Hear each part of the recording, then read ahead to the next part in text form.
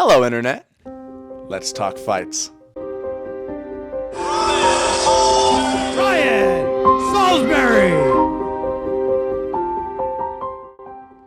Welcome back, ladies and gentlemen. This is the Savage Gentleman Show, Episode 2. We are breaking down Sean Strickland versus Driscus Du Plessis and the entire fight card.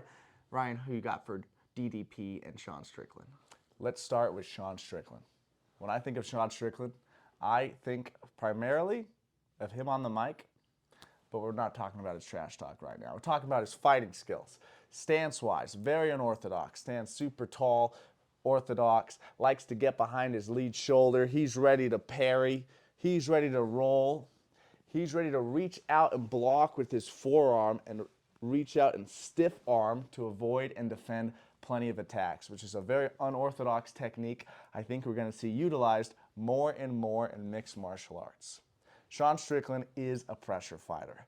He wants to apply a steady and slowly increasing pace on opponents to break them. He's always going to start with his jab. He's got a great jab. He angles off slightly to land it. He finds it on everybody in every fight I've watched in the UFC, and slowly but surely he's going to add to it. His money punch is that rear hand, that right straight, his cross. We all know the knockdown against Israel Adesanya. But let's look at it a little closer. As Israel Adesanya reaches out with a left hook to hit Sean Strickland, he's hitting him as Izzy is reaching out. As he's trying to hit Strickland, Strickland gets there first. A straight punch beats the hook. He slips inside and nails him. Beautiful simultaneous counter. This is not the only way he utilizes that jab cross. If he throws it, and he's watching into the shoulders, he's seeing his opponent wind up for the hook, and his timing's a little bit later, he's going to roll under that hook, anticipate it, and come back with his own left hook. Both of these instances were on clear display against Israel Adesanya, but as you tape study Sean Strickland as a fighter, you will notice that throughout his career, there's a pattern of these combinations. We'll come back to Sean Strickland in a second, but what do you have for DDP, Robin? For DDP, if I was trying to describe his style to somebody, the basic is two things. A bull in a china shop. Physically, he's a freak and incredibly explosive, athletic, strong. And then offense is the best defense.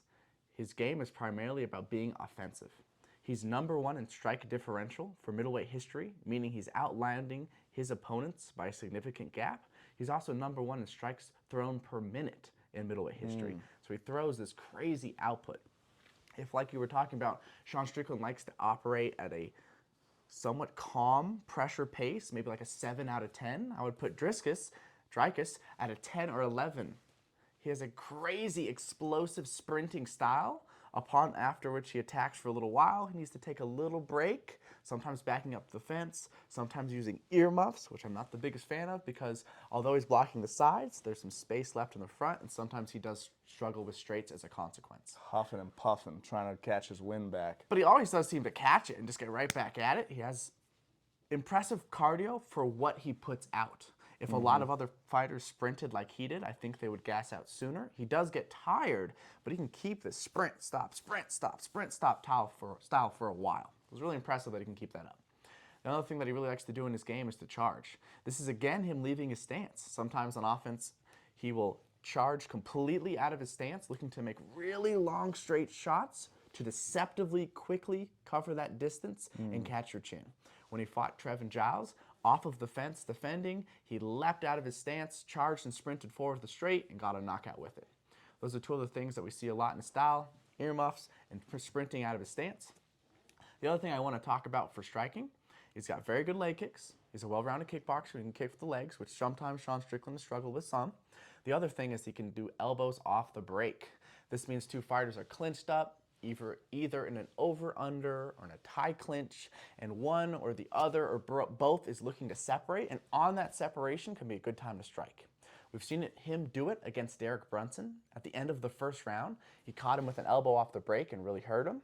We've seen this work against Sean Strickland partly because when you separate a clinch, you're supposed to get right back to your stance.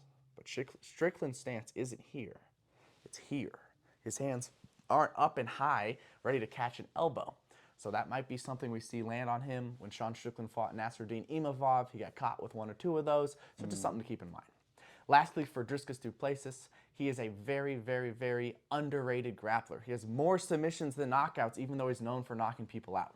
And his favorite thing to do is to get on your head and get on your neck. He wants to get to a front headlock. He competed in a professional jiu-jitsu tournament called Quintet, which is a team-style tournament where your team's competing against somebody else, and he beat the entire opposing team of 5 black belts by submitting every single one with guillotines, darce chokes, north-south chokes in a row for about 25 straight minutes. He was whooping on and submitting black belts. So a very underrated grappler. I'm really curious to see if he uses some of his grappling against Sean Strickland. If you had to make a prediction in this fight, who you got, Ryan? I think Driscus' best chance is to ramp it up to 10, a pace Strickland doesn't like to keep, and try to get him out of there early, either with a knockout or by taking him down and jumping on his neck.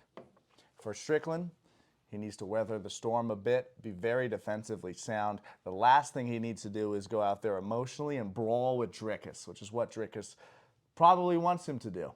If he applies smart pressure, only pulls back and moves back as much as he has to and then reapplies that pressure, he's going to catch Driscus winded. He's going to be able to pile it on, stick some push kicks to the breadbasket, stay on his opponent, make that octagon feel smaller and smaller. I see Sean Strickland winning a decision in this one, or perhaps a late stoppage. I like that. I agree. I think the only ways that DDP is really going to win this fight is by either cracking Sean on the chin early. We've seen Sean hurt a couple times, or getting on his neck and submitting him. We've never seen Sean submitted, so that's not super likely, but just something to keep an eye on. Other than that, I'm agree with Ryan's take. Sean Strickland, late TKO or decision win. That's our official prediction. It's time for the man dance. Let's go. We're excited to watch. All right, guys, moving right along the card. This is a title fight for the vacant Women's Bantamweight Championship. Robin, can you start us off with Myra Buena Silva? Myra Buena Silva is fighting Raquel Pennington for the title. She's not someone that the public knows that much. She's not that famous yet, but this girl is very talented and this girl is very dangerous.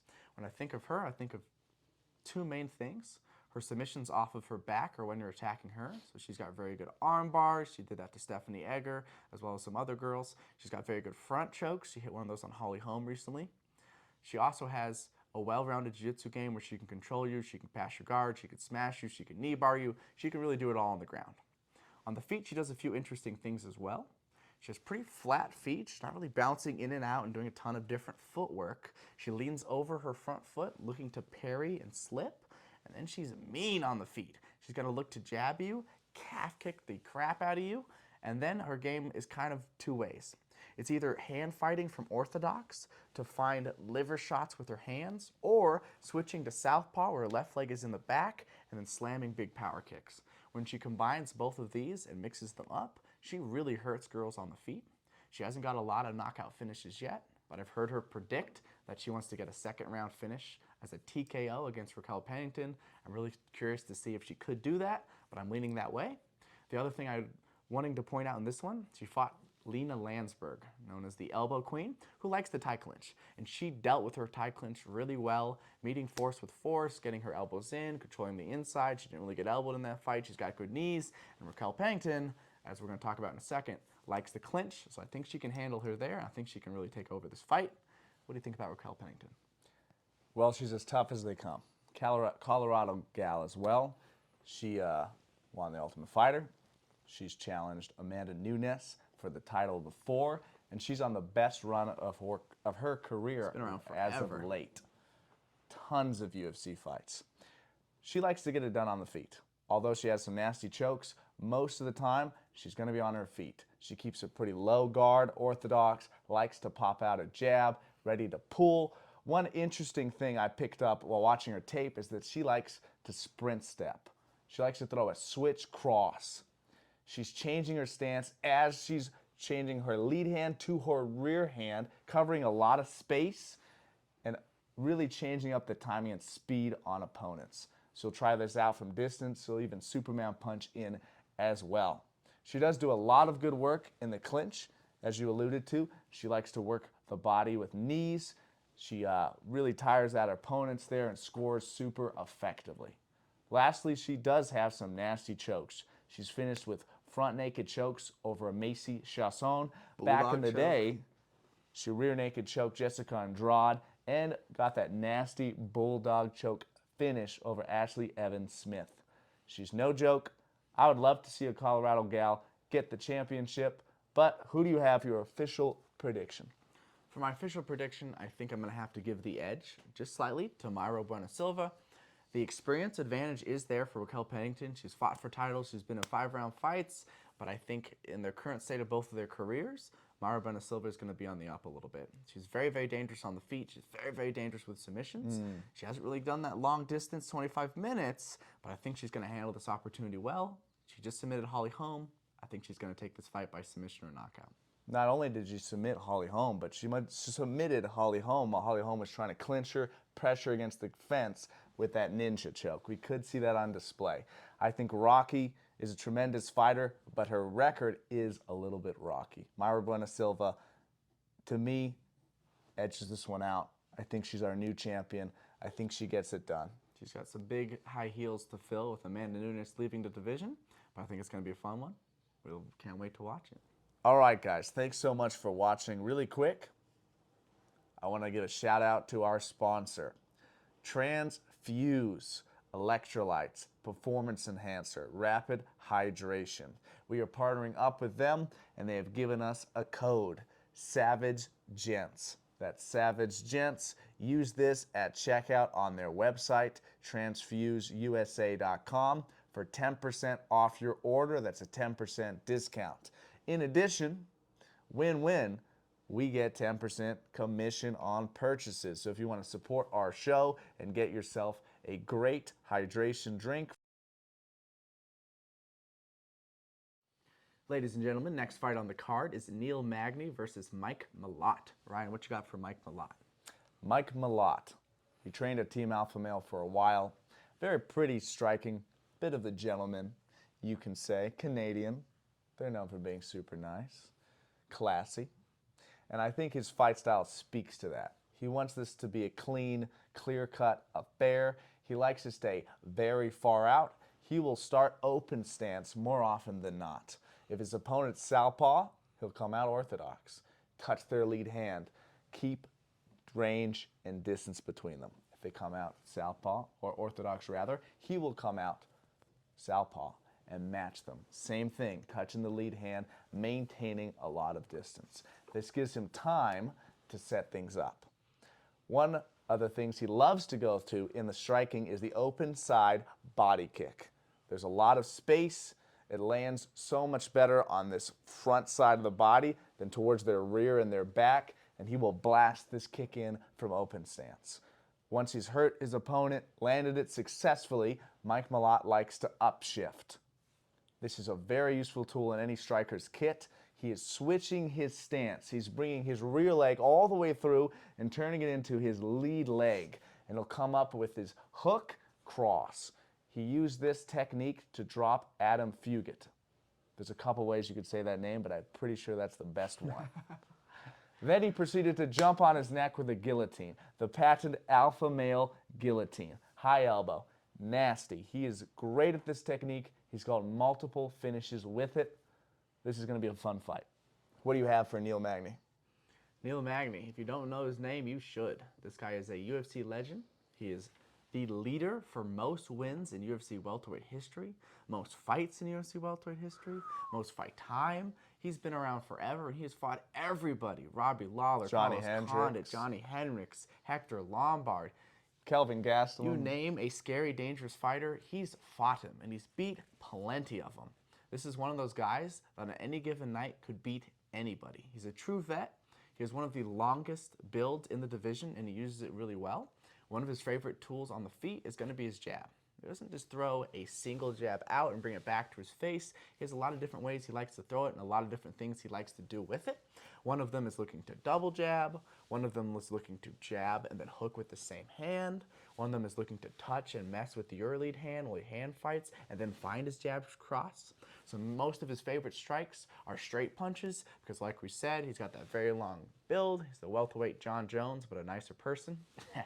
And then Well, the other thing he does really, really well is grappling. He can do it all in the grappling, but one of the things he really excels in is getting to clinches. Again, those long arms come into use. We can wrap them around his opponent's back, tying up their wrists, sometimes with both arms on the wrist, and then dumping them to the ground from a side clinch. That's one of his best spots for takedowns. Neil Magny is so well-rounded, been there, done that. He's not scared of anybody. He's got amazing cardio. I think there's a very good chance he could take off this fight with his veteran experience, but we're going to find out. What do you think for a prediction? I think Mike Malott has looked great. He hasn't fought anyone to the caliber of Neil Magny, and he hasn't been tested. I think Neil Magny is the one to test him. Test his conditioning, test his heart, test his wrestling, test his clinch, push him everywhere. The more aggressive Neil Magny is, the higher of a pace he can push, and the uglier, dirtier, meaner this fight looks, the better. I see Neil Magny getting this one done by decision. Yeah, I think there's a good chance this fight does go to decision. Malott is going to look to swing. He might even have some big moments, but Magny's very hard to get out of there, and he's almost impossible to win a decision against, especially with the style of Mike Malott that's looking for one big shot at a time, where Neil Magny is looking for more volume, looking for takedowns and that control. I think this fight favors Magny. We're going to see him take it away with a decision. Let's go, Magny. All right, Savages, next fight. We are looking at Chris Curtis versus Andre Barriault. Robin, what you got?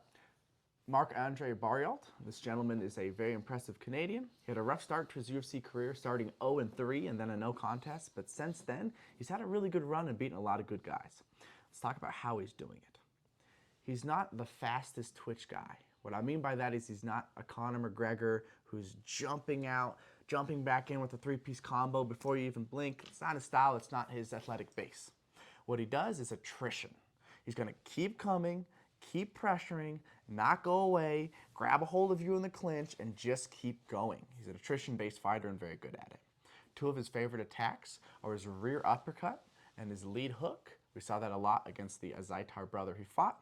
The other thing he really likes to do, like I briefly mentioned, is clinch you. He wants to grab you, knee you, uppercut, hook you, like a hockey player grabbing someone's shirt and just finding shots. That's one of his favorite things to do. He scored finishes, not from a distance, but from that close, just staying on you relentlessly. So really a pressure-based guy. He's good everywhere, but those are some of the favorite things he does on the feet. We don't see him go to the takedown too often. We don't see him counter wrestle too often. He hit a nice guillotine on Jordan Wright, but it doesn't seem to be the biggest part of the game. The main thing he wants to do is very relentlessly strike with you, clinch you, and hit you. On defense, sometimes he can be a little one-note, especially a little earlier in his career where he was mainly a shell, even though he was still pressuring. Nowadays, he's a little bit better at getting down behind his lead shoulder and doing a little bit more pushing and then a little pull, pushing, little pull, and finding his check hook. He'll do that a lot. Those are his main attacks. What do you think about the action man Chris Curtis that he's fighting, Ryan? Chris Curtis is so fun to watch. This guy's story is insane. A longtime MMA vet with a very deep record. He was on Dana White's Contender Series, scores a highlight reel hook kick knockout. Who does that? Yeah. You never see it. And didn't get signed. Doesn't get signed. Goes to PFL to compete in their $1 million tournament. Gets to the finale. He gets slept by Ray Cooper III. He retires, announces his retirement from mixed martial arts, but decides, you know what, I'm not done with this game quite yet. Comes back, goes on a tear, gets himself in the UFC, scores some victories, some finishes, and some bonuses. You love to see it. He's a vicious southpaw striker. What's so unorthodox and fun to watch with Chris Curtis is he's so rear hand dominant. He's going to hand fight. He's going to look for his outside head position, and more often than not, he will lead with the rear hand. He's sending it straight left down the middle, splitting the guard. He'll also throw his rear uppercut to the gut. This is a shot you almost never see in MMA, but it's very underutilized. He brutalized Rodolfo. Don't end up nice and close. I think this is going to be a slugfest. I think this is going to be action-packed. What's your official prediction? I think Marc-Andre Barriault is incredibly tough. He's going to be really hard to get out of there. But I think Chris Curtis is a little bit more experienced and a little bit better at range control. Although, like I said, Barrial is getting better at doing a little bit of in and out and pulling. I think Curtis is the better boxer and has a little bit better footwork. So I do think Curtis can take this fight away. He could get a knockout, but I think there's a good chance this one goes to a very tough, very scrappy decision. What do you think? Andrew Barriault has great elbows, which could pose an issue for Chris Curtis, who again likes that shoulder roll positioning. But I do agree, Chris Curtis has better range control. He's got better power. His takedown defense is on point. Really good takedown defense. I think he lands harder shots. He throws Barriault off with the southpaw and his overall technical savvy veteran game, and I think he gets it done. That's the other little thing I really like for this fight. Andrew Barriault wants to get close and clinch. Chris Curtis is a southpaw. He's a little farther away. It's going to be hard to do that game plan. Another reason why we think Chris Curtis is going to win. Let's go action man. Guys, this is the next fight. Movsar Evloev versus Arnold Allen. Ryan's breaking down Movsar Evloev. What you got for him? Nasty featherweight. He's undefeated. He's a phenom. I think the UFC has done a great job of building this guy up and getting him ready for the kind of competition that he's now facing. Undefeated Russian. He fights a lot like your stereotypical scary Russian from Dagestan. He's got crisp boxing, loose hands, likes to shoot in on a double, go to the back, dump you down. He'll wrist ride. He'll stay on top. He's super hard to submit. And he's done great work with this boxing throughout his UFC run. Doesn't have the longest reach. He does an excellent job picking shots, rolling under afterwards, cutting angles left or right after he lands on opponents. Now, this could get him a little bit in trouble with knees and elbows. We'll talk about that later on. Or head kicks. As far as the ground game, he sticks to people. He's great at staying on top. One thing that does happen a lot is he gets caught in submissions. Now, he doesn't get finished. Doesn't get submitted, but he gets stuck in there. More often than not, in most of his fights, his opponents are close to getting him out of there. He's been caught in guillotines against Nick Lentz, mounted with the guillotine. Against Diego Lopez, we saw him in a nasty knee bar right before the bell that had him grimacing, and he toughed it out. Mike Grundy, Darce choke. Handedly won the decision, but it's been there. What do you see as far as the other side of the corner, the opponent? Arnold Allen is a really fun guy. This guy had a crazy win streak, I think 9 fights, until he ran into the big problem for anybody in the division, Max Holloway. Some of the things that he does really well is as a southpaw, he'll do an outside leg kick. This could be called a pendulum kick or a step-up kick. He's bringing his back foot close to his front foot, and then his front foot is kicking. But unlike most people who put it on the thigh, he's putting it down to the calf, and he's one of the best people at this tool, a little outside calf kick. So it's one of the things you're going to see off the bat. He's got good footwork. He does an outside calf kick. If I'm thinking about his general style, I would call him a matador. He can be the bull. He can charge and crash and smash and throw big blows when it's time to hurt people like he did against Dan Hooker. But most of the time, he's using really good footwork and being a matador. Another thing that really makes him look like that is that he likes to do a defense Rory McDonald used to do back in the day, which is a high elbow block. When he's backing out, he's first of all not going in a straight line, so he's not going to back up and have his back surprisingly hit the fence. He's going to take 1 or 2 steps back and then start backing out towards his back foot. We call it a J-step, so he's never going to run into the fence because he's circling out.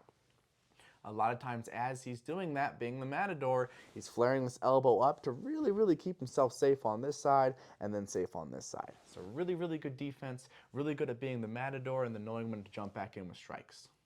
When he does jump back in with strikes, 2 of his favorite things are his rear lead straight and his left head kick. Sometimes he'll throw this head kick naked, which just means by itself without any other hands before the kick. But he's really good at using it to guide his partner where he wants him and then throwing that lead left straight. So really, really good there. The other thing I want to touch on for Arnold Allen is the front choke / ninja choke. He uses it when people pressure him into the fence. When he's on the fence and his opponent is trying to get to a double leg or a single leg and their head is coming towards his hip, he's looking to catch their head in this crook of the elbow and lock up a choke under the chin. If it's hard at this angle with the bicep, a lot of people call this a ninja choke. When it's straight in front of you, a lot of people call this a rear naked choke. Either way, he's really, really good at it. He's done it twice in the UFC, more than anybody else that I could think of. He did it on Mads Burnell, who is an incredible grappler. If you don't know him, Mads Burnell is very talented, and submitted him with it. So those are a few of his favorite tools that I think we're going to see in this fight. As far as an official prediction, who you got? Movsar's path to victory is to secure the takedown. I don't think his opponent stays in boxing range long enough for him to score effectively. He's incredibly good at, like you said, avoiding and playing the matador. He needs to get him down. He needs to ground and pound, potentially look for a submission. I don't think this will be easy to do against Allen. I think Allen's footwork, his responses to clinches, his technicality, overall game is just on point. This kid is a savage. How do you see it playing out? I don't think Arnold Allen has ever fought a wrestler as good as Movsar. The closest may be Makwan Amirkhani, but Makwan only has the gas to wrestle for about a round and a half. But I think in all the time he's had and all the fights he's won, he's been evolving his wrestling. I think we're going to see it where I think he can handle the wrestling. I think it's going to be a tough fight. I think it's going to be a close fight. But I think Arnold Allen is the more dangerous striker. I think he's going to land the more damaging strikes. I think he's going to win this fight. Likely by decision, maybe by catching him one of those submissions that Movsar keeps finding himself in. Can't wait. Official prediction, Arnold Allen.